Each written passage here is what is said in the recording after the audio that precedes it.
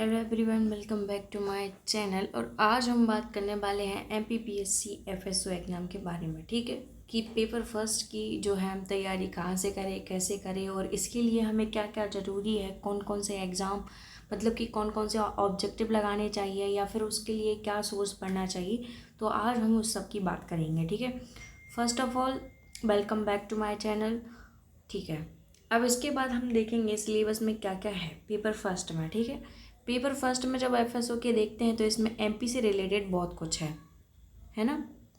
मतलब एमपी की हिस्ट्री भी है, एमपी की ज्योग्राफी भी है, इसकी पॉलिटी भी है, इकोनॉमी भी है और साथ साथ अब जनजातियाँ भी जुड़ चुकी हैं जो कि ना केवल असिस्टेंट प्रोफेसर बल्कि पीएससी का जो मेन अब पेपर है उसमें भी जनजातियों की अलग से यूनिट जुड़ चुकी है। तो इसका मतलब है हमें जनजातियों के बारे में बहुत कुछ पढ़ना पड़ेगा, है ना। सिलेबस हम इसका वीडियो हम पहले ही ला चुके हैं।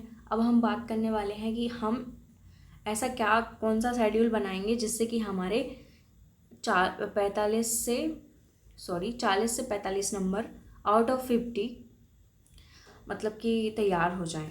इसमें क्या रहता है कि क्वेश्चन तो 50 रहते हैं बट इसमें इंटू 3 करेंगे तो हमें 150 नंबर के क्वेश्चन पेपर रहता है पूरा, है ना। एक क्वेश्चन में 3 नंबर मिलेंगे इसमें, है ना। फिर इसके बाद हम देखेंगे कि इसके लिए हम क्या क्या कर सकते हैं। तो देखो, सबसे पहले मैं बताती हूँ, ये जो एग्ज़ाम है इसमें 27 दिए हैं, बल्कि हम 3 से 4 और जो नए पेपर अभी हुए हैं हाल ही में उनको भी सॉल्व करेंगे। और असिस्टेंट प्रोफेसर में जो एग्ज़ाम हुआ है 50 नंबर का वो भी हम सॉल्व करेंगे, है ना। तो देखो इसमें कौन कौन से पहले देख लो आप, जिससे कि आपको तसल्ली मिले। इसका इन सब का पेपर, पहला पेपर जो है वो सब सेम है ना। पॉइंट टू बी नोटेड, जो पहला जो फर्स्ट बोल सकते हैं हम सिलेबस है पेपर पहले का, उसका सिलेबस सेम है। देखो जैसे असिस्टेंट रजिस्टर्ड सोसाइटी मैनेजमेंट का पेपर, असिस्टेंट प्रोफेसर का पेपर, वो तो सिमिलर ही है। मतलब ये 4 जो एक्ट न्यू है ना, तो उसमें भी न्यू है। पूरा सिलेबस सेम है फर्स्ट पेपर का असिस्टेंट प्रोफेसर पे। फिर mining inspector, then forest service exam, फिर असिस्टेंट प्रोफेसर सेकेंड वाला। और अभी जो हाल ही में हुआ है हम उसको भी कवर करेंगे, है ना। Gramodaya exam, assistant professor, then mining officer geology वाले और AG geology exam, taxation assistant. इस तरीके के एग्ज़ाम जो हैं इनका पेपर फर्स्ट जो है हमारा ही जो है सिलेबस का सिमिलर है। ठीक है, तो हम एक एक करके ये क्वेश्चन भी लगाते जाएंगे। साथ ही साथ अभी हम हिस्ट्री से स्टार्ट करने वाले हैं पेपर फर्स्ट को। सिलेबस की दिक्कत नहीं है, हमने वो पढ़ लिया है। इसके बाद जितना भी जो कुछ भी होगा, जहाँ जहाँ मुझे लगेगा इम्पोर्टेंट है तो हम उसको ज़रूर लेंगे। ठीक है, और हाँ, पेपर फर्स्ट के लिए आपको जो सोर्स मतलब पढ़ना है पेपर फर्स्ट के लिए, वो है परीक्षा धाम। परीक्षा धाम से कहीं बाहर मत जाना। इसके अलावा मैं खुद ही पढ़ाऊँगी आपको परीक्षा धाम, लेकिन इसके अलावा मुझे लगेगा कि इसमें कुछ और सोर्स ऐड करना चाहिए तो मैं करूँगी वहाँ पे। ठीक है, इसके बाद आपको क्या लेना है, करंट अफेयर के लिए एग्ज़ाम पीडिया ले लो। अभी जो न्यू लॉन्च हुई है वो काफ़ी ठीक है, उसमें से ही क्वेश्चन आएंगे आपके, है ना। और हाँ, योजनाएं जो हैं उसके लिए आप एक काम कर लो, जो परीक्षा धाम की ही मतलब नहीं, तथ्यवान की जो करंट अफेयर है तथ्यवान की, जिसमें पार्ट 1 पार्ट 2 वाइज है, तो पार्ट 1 का योजनाओं वाला देख लेना कि इतनी सारी योजनाएं हैं। ठीक है, उसकी मैं पीडीएफ आपको मेरे टेलीग्राम चैनल पे भेज दूंगी, चाहे तो आप वहाँ से देख लीजिएगा। ठीक है, ओके। मैं आपको अब पेपर फर्स्ट जो है हमारा, अब जो हम तैयार करने वाले हैं वो देखते हैं। देखो, फ्री कंटेंट मिलेगा हमारे चैनल पे, ठीक है, तो इसीलिए आप टेलीग्राम से जुड़ जाइएगा। और जिसने भी लाइक सब्सक्राइब नहीं किया, सबसे पहले तो चैनल को सपोर्ट कर दो यार, है ना। अब देखते हैं हम पहला पेपर जो है कब हुआ था, 2023 में। ARE का है, मतलब सोसाइटी मैनेजमेंट से रिलेटेड है इनका पेपर। इसमें भी 50 नंबर का ही पेपर रहता है। अब हम देखते हैं कि कौन कौन से क्वेश्चन थे। पहला पेपर है मध्य प्रदेश के बुंदेलखंड प्रदेश की सबसे ऊंची सिद्ध बाबा पहाड़ी की। देखो, अभी तो आपको समझ में नहीं आएगा, जो बच्चे न्यू हैं जिन्होंने कभी एमपी देखी ही नहीं, पढ़ी ही नहीं, उनको नहीं समझ में आएगा। हम बहुत जल्दी स्टार्ट करने वाले हैं, ठीक है। पूरी हम जो एमपी की फर्स्ट सेकंड जितनी भी यूनिट है पेपर फर्स्ट में, वो सारी कवर करेंगे। एग्ज़ाम के पहले ही सब कंप्लीट हो जाएगा। मध्य प्रदेश में आप देखो इसमें क्या लिखा है कि बुंदेलखंड। अभी आपको इस तरीके से देखो, अभी मैं एज अ एग्जाम्पल बता देती हूँ। ओके, इस तरीके से हम अपनी रफली डायग्राम में मध्य प्रदेश बनाएंगे। देखो ये मध्य प्रदेश है, ये बुंदेलखंड क्षेत्र है, तो ये दतिया है ना। यहाँ पर ही है सिद्ध बाबा चोटी पहाड़ी, है ना। इसको हम अलग से पढ़ते हैं कि इसकी मिट्टी कैसी है, इसकी जलवायु कैसी है, इसमें टेम्परेचर का क्या रोल है, यहाँ पे कौन सी प्रकार की खेती होती है। तो यहाँ पे क्वेश्चन है, पहली बात है कि सिद्ध बाबा चोटी, इसकी ऊंचाई कितनी है, तो ये है 1172 मीटर। कुछ ऊंचाई हैं जिनको बहुत अच्छे से याद करना है, जैसे सिद्ध बाबा चोटी हो गई, सिद्धवावना शिखर हो जाएगा, धूपगढ़ की चोटी हो जाएगी, है ना। तो ये कुछ चोटियाँ भी हम पढ़ेंगे जब ज्योग्राफी हम एमपी की पढ़ेंगे, तो उसमें भी हमें नोट डाउन करना है। फिर अब नेक्स्ट क्वेश्चन देखते हैं हम कि ताप्ती नदी की कुल लंबाई कितनी है। देखो ये 965 लिखा है, ये है चंबल की, है ना। 724 लिखा है, ये है ताप्ती की। 780 सोन की हो गई है। फिर 1077 जो है नर्मदा नदी की हो जाएगी। तो ये कुछ जो 4 से 5 जो नदियाँ हैं ना बहुत बड़ी, उनको हमें याद रखना है कि उनकी लंबाई कितनी है। फिर से अगेन ये देखो, सोन नदी की है 780, 724 ताप्ती नदी की। फर्स्ट में जो लिखा है 965 किलोमीटर, ये है चंबल नदी की, है ना। फिर 1077 या 1300 लगभग, ये किसकी है, ये नर्मदा नदी की है। लेकिन अपने पूरे मध्य प्रदेश में कितनी है उसकी, 1077, ठीक है। तीसरे क्वेश्चन पे हम चलते हैं। हम एक एक पेपर सॉल्व करने वाले हैं, इसमें 50 क्वेश्चन रहेंगे, है ना। रोज़ हम एक एक क्वेश्चन करेंगे, 27 दिन में सारे हो जाएंगे, है ना। टेंशन लेने की ज़रूरत नहीं है। लेकिन हाँ, इसमें से आप पे जो नहीं बन रहा है वो आपको नोट डाउन करना है, जिससे कि आप एक बार और रिवाइज कर पाएँ। मैंने भी अभी असिस्टेंट प्रोफेसर दिया है, उसमें से मेरे लगभग 40 से 45 के बीच मेरे नंबर आ रहे हैं। तो इसका बहुत बड़ा रोल है ये पेपर सॉल्व कराने का, ठीक है। मैंने खुद करके गई थी, इसीलिए मैं आपको सजेस्ट कर रही हूँ कि ये ज़रूर से पढ़ें। कम से कम 4 से 5 क्वेश्चन हमें देखने को मिलेंगे।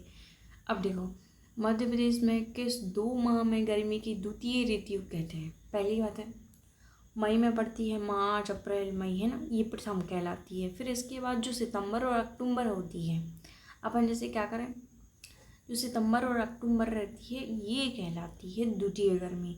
हम जब इसकी ज्योग्राफी पढ़ेंगे तब बहुत अच्छे से इसको कवर करेंगे, ठीक है।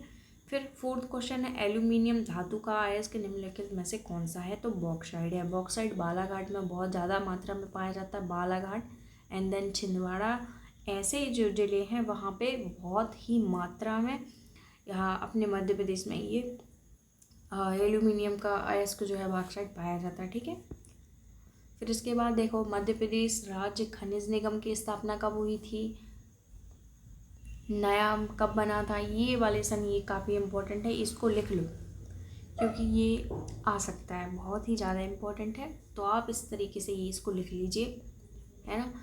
इसके अलावा भी बहुत सारे डेट्स वगैरह आएंगी, उनको आपको नोट डाउन करना है यदि आपको याद नहीं है तो। इसमें क्या इम्पोर्टेंट है, मध्य प्रदेश ये 5 क्वेश्चन बहुत ही ज़्यादा इम्पोर्टेंट है, क्योंकि ये रिपीटेशन है। ये नहीं, नदी नहीं आएगी, ताप्ती नदी नहीं आएगी तो दूसरी आ जाएगी, इसलिए आपको नोट डाउन करना है, ठीक है। 6वां क्वेश्चन हम देखेंगे, ग्रेफाइट मध्य प्रदेश के निम्नलिखित में से किस जिले में पाया जाता है, तो ये बैतूल में, केवल बैतूल में ही ग्रेफाइट पाया जाता है हमारे। और बैतूल की सिचुएशन कहाँ है, देखो हम रफली डायग्राम बना रहे हैं, आप इस तरीके, ये बड़ा बेकार बन गया। देखो इधर जो है ये ग्रेफाइट है ना, ये बैतूल है, यहाँ पे ग्रेफाइट पाया जाता है। ग्रेफाइट से जैसे हम पेंसिल बनाते हैं ना, तो पेंसिल ग्रेफाइट की ही होती है।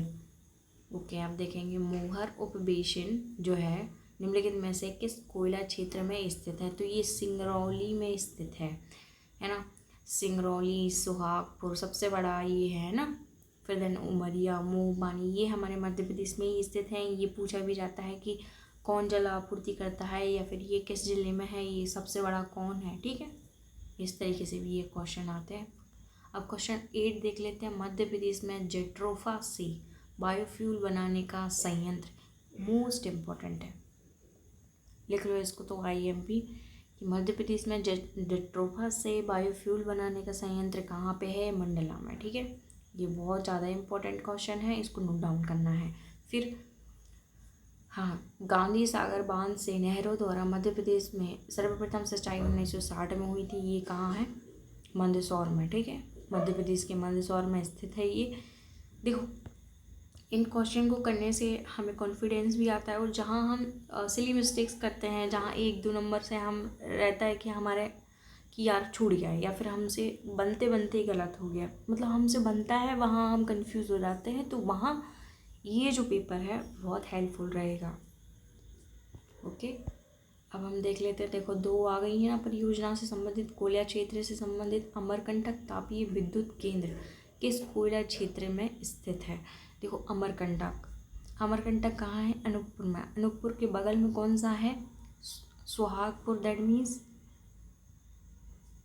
ये जब शहडोल है ना, तो ये जो है अमरकंटक की साइड में है, इसीलिए अमरकंटक तापीय विद्युत किस कोयला क्षेत्र में स्थित है, मतलब कोयला से विद्युत बनाई जाती है, वो किसके अंडर में आता है? तो वो सुहागपुर में है ना। ऐसे ही सिंगरौली है, उमरिया है और जोहिला है, ये चारों के चारों मध्य प्रदेश में ही स्थित हैं। ये भी पूछ लेता है कि कौन से स्थित हैं, कौन से नहीं है। ओके, वर्ष 2023-24 में मध्य प्रदेश में मसाला फसलों के उत्पादन में स्थान पर कौन से स्थान पर रहा है? तो ये मसाला में पहले स्थान पे है, अभी भी पहले स्थान पे। हमें लगता है साउथ के कोई देश रहते, वो कोई राज्य होते होंगे, लेकिन नहीं, हमारा ही मध्य प्रदेश है जो मसालों में पहले नंबर पर है, ठीक है। फिर हम नेक्स्ट देखेंगे गांधी सागर बांध किस नदी पे है? तो ये चंबल नदी पे है। अभी हमने पढ़ा था ये कौन सी नहर परियोजना है जो सबसे पहले है, तो गांधी सागर बांध वाली नदी परियोजना ही है। 1960 में इसकी स्थापना हुई थी। तो ये बांध जो है कहाँ पे है? चंबल नदी में। और किस जिले में स्थित है? तो मंदसौर, अभी हमने बात की थी, ठीक है, ये मंदसौर। ओके, अब 13 क्वेश्चन देख लेते हैं। वर्ष 2022-23 में मध्य प्रदेश में बाल बजट को बजट के अनिवार्य भाग के रूप में प्रस्तुत करने वाला देश का पहला राज्य है। ये तो याद ही होना चाहिए। जैसे मतलब कुछ भी होता है तो हमारे जो मुख्यमंत्री या फट से यहाँ पे अप्लाई कर देते हैं, पहला हो जाता है वो। केंद्र में कुछ भी हुआ, राज्य में अप्लाई। देखो ये जनगणना बहुत अच्छे से पढ़नी है। सेंसस हम इतनी बार रटते हैं फिर भी गलत हो जाता है, मेरे से खुद हुआ है गलत, इसीलिए मैं आपसे फिर कहूँगी सेंसस आनी ही है, उसमें से 1 या 2 नंबर आने ही हैं। तो आप इसमें बिल्कुल मत रहो कि अरे मेरे से सब आता है, बट एक बार पढ़ के जाओ, चाहे जितना भी आता हो, ठीक है। जनगणना 2011 के अनुसार मध्य प्रदेश का सबसे कम जनसंख्या घनत्व वाला जिला, तो ये कौन सा है? डिंडोरी। ओके ओके, अब हम 15 क्वेश्चन लिख लेते हैं। निम्नलिखित में से कौन सा मालवा का लोक नृत्य है? तो देखो बधाई ऐसा है कि ये बुंदेलखंड में भी है, बघेलखंड में भी है। राई का हमें पता है ना। नृत्य की बात की है, गीत की बात नहीं की है। तो अभी देखो ये मटकी और मालवा, परधौनी नृत्य तो हमें पता है किसका है, ठीक है। ये बहुत ईजी क्वेश्चन है। इसके बाद हम 16 क्वेश्चन पे चलेंगे। मध्य प्रदेश के निम्नलिखित राज्यपालों को उनके कार्यकाल में, देखो मोस्ट इम्पोर्टेंट क्वेश्चन इस तरीके से भी आ सकते हैं। हमें ये देखना है कि पहले कौन था, देन कौन था एंड देन कौन था। इस तरीके से याद होंगे नहीं, कम से कम 30-40 लोग हैं, तो उसमें ट्रिक बनाना पड़ेगा हमें, है ना, कि पहले कौन था। जैसे ये हरि विनायक पाटस्कर, देन निरंजन नाथ बांधु, ये फिर भगवत दयाल शर्मा, BD शर्मा, फिर सत्यनारायण सिन्हा। ये सब याद करने पड़ेंगे, तब जाके ये चीज़ बनेगी। तो अभी तो आप नॉर्मल देख लो, फिर इसके बाद हम इसको पढ़ेंगे, है ना। 17वां क्वेश्चन देखते हैं। मिलेट के संदर्भ में निम्नलिखित में से कौन सा कथन सही नहीं है? पहला है मिलेट को सुपर फूड के नाम से जाना जाता है, बिल्कुल जाना जाता है। इसमें गेहूँ और धान की तुलना में सिंचाई में अधिक पानी, नहीं भैया, अधिक पानी की ज़रूरत होती तो हमें इतना प्रमोट क्यों करते? राजस्थान जैसी जगह में ये चीज़ कैसे हो जाती? ये जलवायु परिवर्तन के प्रति लचीलेपन हुआ, हाँ, यदि मतलब सूखे में भी हैं तो उसमें भी ये आ जाएंगे, ठीक है। 2023 का मिलेट वर्ष घोषित किया गया है, तो ये बिल्कुल सही है। ये क्वेश्चन गलत है कि गेहूँ और धान की तुलना में सिंचाई की आवश्यकता अधिक होती है, ये गलत है। मध्य प्रदेश में निम्नलिखित में से विधान अध्यक्षों में सबसे लंबा कार्यकाल किनका रहा है? तो ये राजेंद्र प्रसाद शुक्ल का रहा है। देखो इस तरीके से आपसे नहीं बनेंगे, आपको लगेगा कि इसमें रट्टा ही मना नहीं। जब हम परीक्षा धाम को पढ़ना स्टार्ट करेंगे तो उसमें साफ साफ लिखा है ये सब, ठीक है। हम क्रमवार भी याद करेंगे कि इसके बाद कौन बना, इसके बाद कौन बना, ज़रूरी है क्योंकि कहीं से भी क्वेश्चन बन रहा है, आयोग के पास यदि क्वेश्चन बनाने के लिए कोई टॉपिक नहीं रहता तो वो इस तरीके से ही करता है कि इसके बाद कौन बना है ना। आप देखेंगे 19 क्वेश्चन में पेशा में है विकास खंडों में कितने विकास खंडों में ये लागू हुआ है, तो ये तो बनना चाहिए, सबसे बनना चाहिए, है ना। 89 मध्य प्रदेश में अंगूर की खेती के लिए प्रसिद्ध जिला कौन सा है? तो वो है रतलाम। कौन सा है? रतलाम। ये महाराष्ट्र की सीमा साइड है ना। झाबुआ रतलाम, वहाँ पे अंगूर की खेती होती है जो कि बहुत ही इम्पोर्टेंट है। इस तरीके से जान लो ना कि कौन महाराष्ट्र की सीमा से आसपास लगा हुआ है ना। तो झाबुआ और रतलाम लगे हुए हैं और महाराष्ट्र में ही जो है अंगूर की खेती सर्वाधिक होती है। तो इस तरीके से उज्जैन कहाँ आ जाएगा? बीचों बीच है। इंदौर भी कहाँ आ जाएगा? और ना ही देवास आएगा। आप एलिमिनेट भी कर सकते हो। और हाँ, मैं अपनी टेलीग्राम चैनल पे कुछ पीडीएफ अभी दूंगी, जैसे अभी आयोग की दे दूंगी आपको, जिससे कि आप पहले से ही पढ़ लो। फिर इसके बाद जो है ये जब हम इसको कंप्लीट कर लेंगे तब मैं आपको उसको दूंगी, ठीक है। भारत का पहला खगोल पर्यटन अभियान नक्षत्र सभा। देखो आपको दिखाई नहीं दे रहा होगा तो मैं खुद ही पढ़ लेती हूँ कि नक्षत्र सभा लिखा है इसमें, आयोजित कहाँ किया गया था, तो वो है उत्तराखंड। ये है करंट अफेयर। आपको क्या करना है, जैसे कि अभी एफएसओ का पेपर है ना, तो इसमें आप पूरा 2025 का जनवरी से और अब तक लेकर पूरा आपको करंट अफेयर तैयार करना है। नोबेल पुरस्कार जब तक नहीं मिल जाते आपको पढ़ना है, ठीक है। नोबेल पुरस्कार से लेके क्रिकेट या फिर जो हमारे भारत रत्न पुरस्कार हैं, पद्मश्री पुरस्कार हैं, इन सबको आपको पढ़ना है, ओके। इसके बाद हम देखते हैं इसमें नक्षत्र सभा उत्तराखंड में स्थापित हुई थी।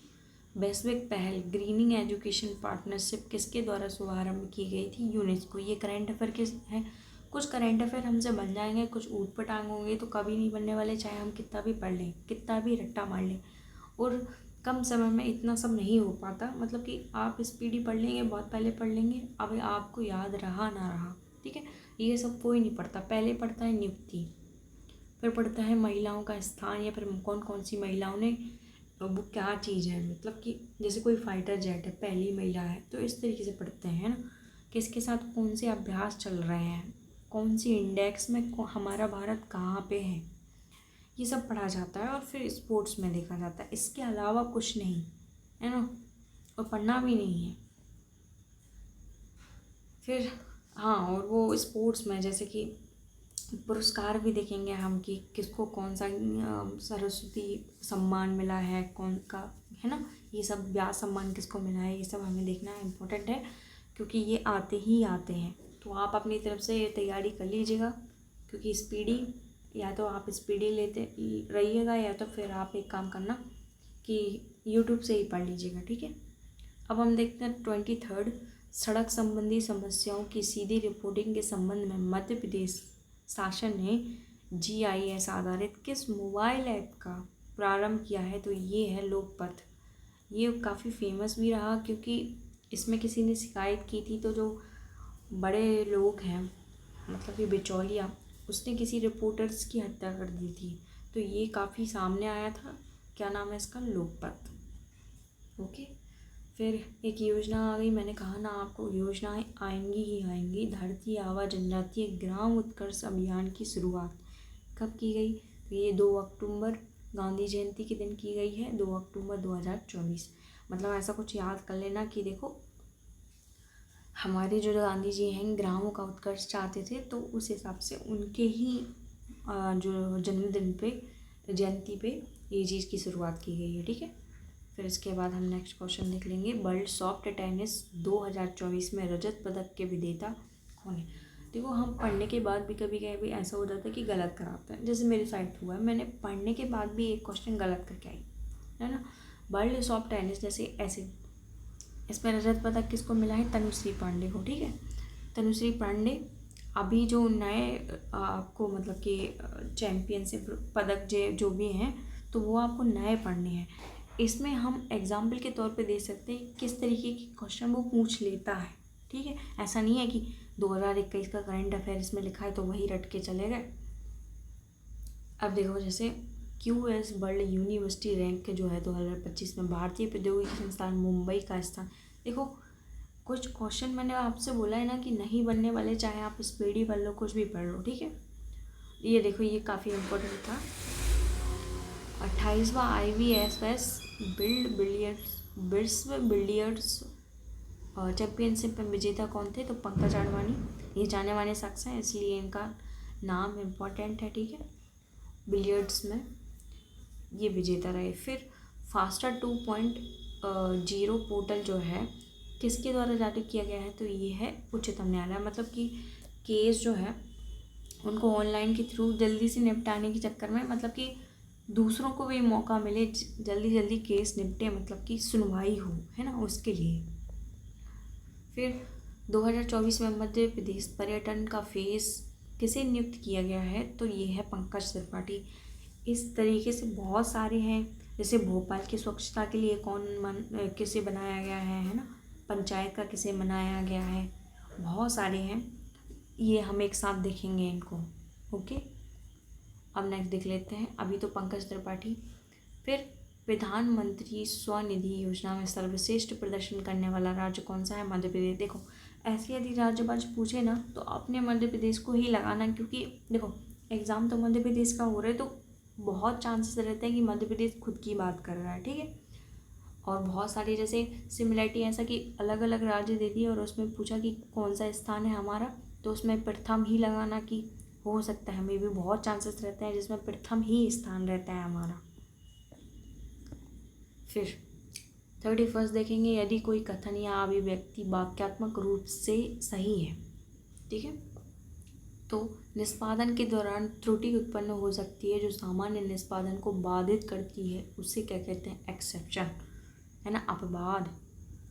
यदि कोई कथन या अभिव्यक्ति वाक्यात्मक रूप से तो सही है तो निष्पादन के दौरान त्रुटि उत्पादन हो जाती है जो सामान्य निष्पादित को बाधित करती है, उसे कहते हैं। इसमें देखो अर्थ संबंधी त्रुटि भी हो सकती है, वाक्य रचना, लेकिन इसका जो मीनिंग है तो एक्सेप्शन। देखो एज इट इज़ क्वेश्चन आ सकता है तो इसीलिए आपको वाक्यांश भी याद रखने की किस तरीके से है, एज इट इज़ भी उठा के दे देता है। निम्नलिखित में से कौन सा द्वि जो है दिशात्मक है? तो इसका आंसर क्या है? डेटाबेस। देखो कंट्रोल बस और एड्रेस बस 3 प्रकार की बस होती हैं, है ना, कंप्यूटर में 3 प्रकार की बस होती हैं, एड्रेस बस, कंट्रोल बस और डेटा बस। डेटा एक स्थान से दूसरे स्थान पर जाता है, जैसे हम कहीं भेज रहे हैं रिटर्न भी आता है। ठीक है, तो ये जो है द्विदिशात्मक है, 2D है। कंट्रोल बस एक ही दिशा में है, एड्रेस बस भी एक ही दिशा में होता है। इसको आप रट लो या चाहे कुछ भी कर लो, ये चीज़ आपको याद रखनी है।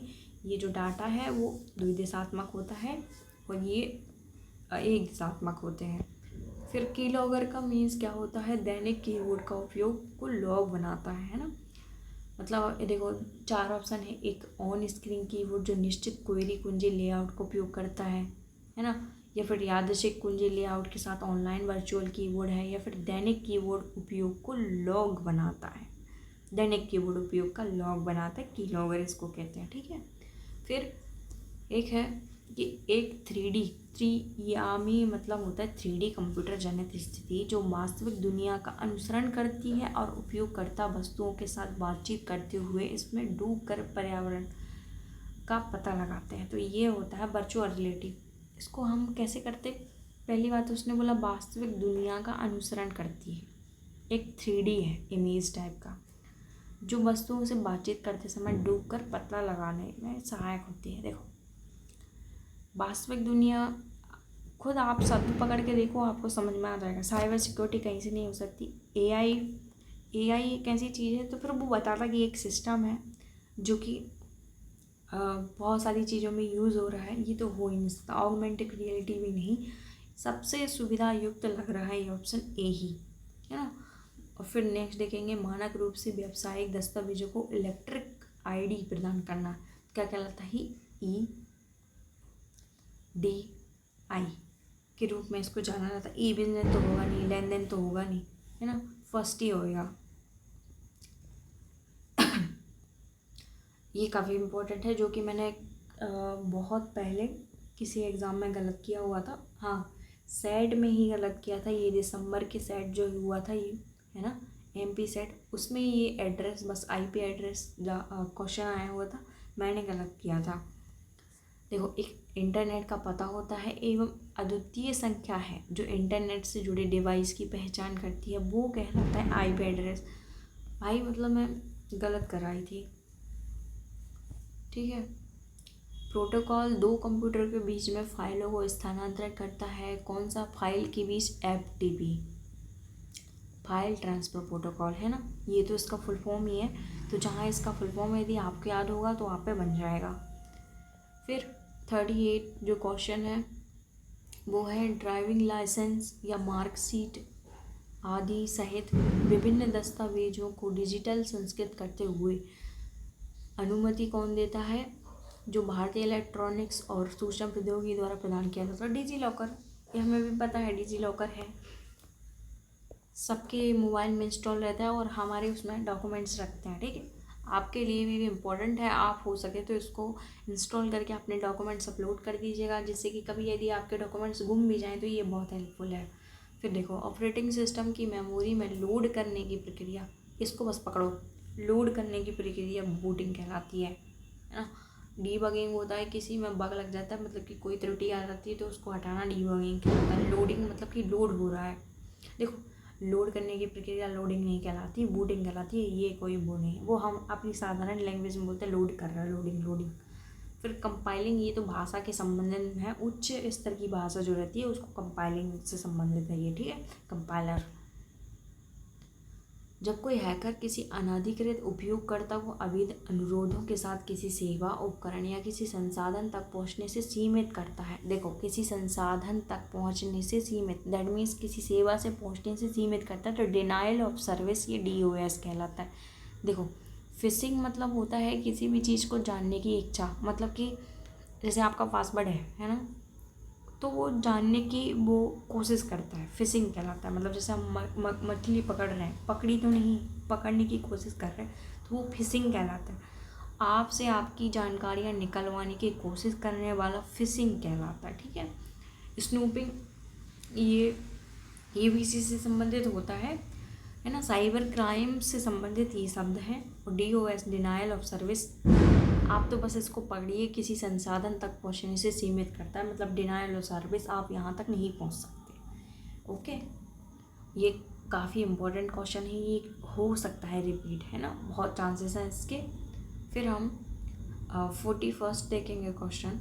किसी कलचुरी नरेश को उज्जैनी भुजंग के भी कहा गया है, तो किसको कहा गया है? देखो, इसमें दो क्वेश्चन इंपॉर्टेंट है। पहला तो उज्जैनी भुजंगी की उपाधि किसको कहा गया है? केयूरबर्स। केयूरबर्स की उपाधि भी किसकी है ये पूछ सकते हैं, तो ये युवराज प्रथम की है। केयूरबर्स की उपाधि किसकी है? युवराज प्रथम की। पहली बात, उज्जैनी भुजंग किसने कहा? तो राजशेखर। अब राजशेखर कौन थे? ये कवि थे, है ना, कवि थे। पहले ये गुर्जर प्रतिहारों के वंश में थे, मतलब कि महेंद्र और महिपाल के शासनकाल में।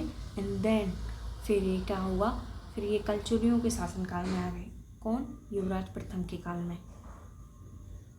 ओके, अब हम नेक्स्ट क्वेश्चन देख लेंगे। 1920 ईस्वी में रतौना कहाँ हुआ था? 1920 में सागर में, है ना, सागर। अच्छा, मैंने ये बोल दिया।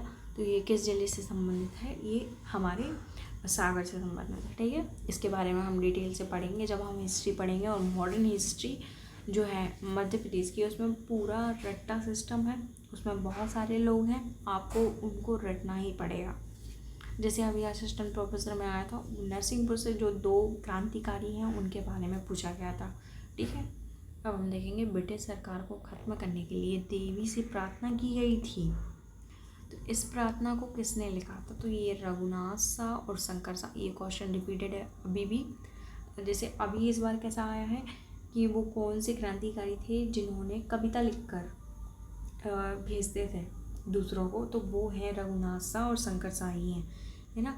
यहाँ पे देवी से प्रार्थना की गई थी, ये मोस्ट इम्पोर्टेंट क्वेश्चन है, अभी रिपीटेड हुआ है ना, इन्हीं से रिलेटेड रिपीट हुआ है। फिर हम नेक्स्ट देख लेंगे कि किस जनजातीय योद्धा को आजीवन कारावास की सज़ा देकर अंडमान जेल भेज दिया गया। तो ये भीमा नायक है ना, भीमा नायक है, इनको मार दिया गया था। इन्होंने भी मतलब नेमार क्षेत्र से ही पार्टिसिपेट किया था। तो ये भीमा नायक है जिन्हें सज़ा देकर अंडमान भेज दिया गया था, भीमा नायक। टंट्या भील नहीं है, टंट्या भील को फांसी दे दी गई थी नवासी में, ठीक है, कहाँ पर, जबलपुर में। तो टंट्या भील नहीं है।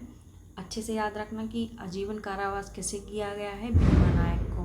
अब अगर ये जनजाति अपने खालिस्तान के लिए जानी जाती है, देखो पहली बात है तो जब हम गोंड पढ़ते हैं, गोंड पूरे मध्य प्रदेश में ही फैले हैं, लेकिन ज़्यादातर जो है वो नर्मदा नदी के दोनों किनारों साइड फैले हुए हैं, है ना। तो इसकी बहुत सारी उपजातियाँ हैं, है ना। अबुझमाड़िया हो गया, ओझा हो गया, तो प्रधान हो गया, ये सब क्या है। एक अगरिया भी है। अगरिया क्या करता है, ये लौह शिल्प के लिए पारंगत है माना जाता है ना। तो ये जो है लौह शिल्प से संबंधित है। सबसे पहले यही जनजाति जो है लौह शिल्प से संबंधित थी। आई होप कि आपको समझ में भी आ रहा होगा। देखो आप सुरैती क्या है, भित्ति चित्रकरण काफ़ी इम्पोर्टेंट है। आजकल ये नहीं पूछते भाई कि सुरैती कौन से क्षेत्र में गाया जाता है या फिर क्या चीज़ है, अभी ये पूछते हैं सुरैती किससे संबंधित है, मटकी क्या है, लोक नृत्य है, लोक गीत है, लोक डांस है। अब क्या कर लोगे आप, तो ये भी हमें याद करके चलना है। मैंने तो बहुत रट के गई थी, ठीक है, याद नहीं हो रहा, रट्टा मारो रट्टा मारो रट्टा मारो, लेकिन कैसे भी करके वहाँ तक तो मारो, ठीक है। फिर देखो सुरैती क्या है, एक भित्ति चित्रकला है, बुंदेलखंड से संबंधित है। फिर गैला या बीदड़ी बकपंथी याद है, बैगा और इसमें गोंड में होता है, लेकिन बैगा जो है इनके भाई साहब हैं, तो सबसे प्रधान तो यही है ना, गोंड। तो गैड़ा बीदड़ी उत्सव जो है जनजाति मनाती है गोंड। जब बैगा और गोंड दिए रहते हैं तो बैगा ही वो गोंड ही लगाना है, गोंड नहीं होगा तो बैगा लगाना है, ठीक है। देखो शरद जोशी की एक प्रसिद्ध बैंकर थे, निम्नलिखित में से कौन सी पुस्तक उनके द्वारा नहीं लिखी गई थी, पॉइंट टू बी नोटेड, नहीं लिखी गई थी। पहला, जीप पे सवारी लिया, अंधों का हाथी, एक था गधा, ये इनकी ही है, ये लाठी और भैंस इनकी नहीं है ना, ये उनकी है यार, गुलाब करके कोई है, उनकी है। देखो 49 नंबर का क्वेश्चन देखते हैं हम। सास बहू या सहस्त्र बाहु मंदिर का निर्माण कच्छाबाद वंश के किस राजा ने कराया था, तो ये महिपाल है। मोस्ट इम्पोर्टेंट है ये क्वेश्चन भी, मंदिरों से आना ही है कि कौन सा किसने जो है मतलब स्थापित कराया था, ठीक है। अब हम नेक्स्ट लिखते हैं और लास्ट भी है। देखो अमृतलाल बेंगड़ कौन थे, ये क्वेश्चन मैंने 3 से 4 पेपर में लिख लिया। देखो ये साहित्यकार भी थे और चित्रकार भी थे, तो यदि आ जाए साहित्यकार तो हमें वो भी लगा देना है, यदि आ जाए चित्रकार तो वो भी लगा देना है। यदि दोनों आते हैं तो आयोग जो अपनी फाइनल लिस्ट है, फाइनल आंसर की है ना, दोनों सही करेगी, ठीक है। इसके लिए आपको घबराना नहीं है। तो ये देखो हमने अपना पूरा पेपर फर्स्ट जो है कर लिया है ना, कंप्लीट। सोसाइटी मैनेजमेंट का था और इसमें भी 50 नंबर का ये जो है मतलब 50 क्वेश्चन का वो पेपर फर्स्ट आना था। तो हमारा पहला जो पेपर है वो हो चुका है कंप्लीट, ठीक है। हर दिन हम एक एक पेपर जो है इसको कंप्लीट करेंगे। सेकंड जो है जनरल स्टडी का HED का पेपर है ना। ओके, तो तब तक के लिए थैंक यू। और हाँ, जो ना बने उसको नोट डाउन करना है। और हाँ, PDF के लिए आपको टेलीग्राम चैनल पे जुड़ना है, और जो नए हैं वो भाई चैनल को सब्सक्राइब कर दो, ठीक है। तब तक के लिए बाय बाय, और फिर कल मिलते हैं हम नए वीडियो के साथ।